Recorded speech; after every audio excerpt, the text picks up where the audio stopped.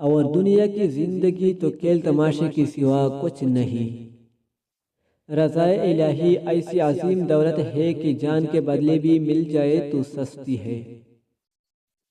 تو نہیں جانتا کون سی بات تجھے جنت میں داخل کرا دے، کوئی ایک آنسو، کوئی ایک مسکراہٹ، کوئی ایک اچھی بات، کوئی تھوڑا سا صدقہ، کبھی کی ہوئی تھوڑی سی تلاوت، کوئی ایک عادت تسبیح، یا پھر کوئی راہ سے ہٹایا ہوا پتھر۔ نیکی کے کسی کام کو کبھی بھی حقیر سمجھ کر مت ٹھکرائیے گا۔ اپنی نیکی چھپانا آپ کی سوچ کا امتحان ہے اور دوسروں کی گناہ چھپانا آپ کی کردار کا امتحان ہے۔ چھوٹی سی چھوٹی نیکی کو حقیر نہ سمجھو، ممکن ہے وہی اللہ کی رضا کا سبب ہو۔ عاجزی یہ ہے کہ دوسروں کی ایک برائی دیکھنے پر اپنی 10 یاد آ جائے، اور جو شخص صبر کر لے اور معاف کر دے یقیناً بڑی ہمت کے کاموں میں سے ہے۔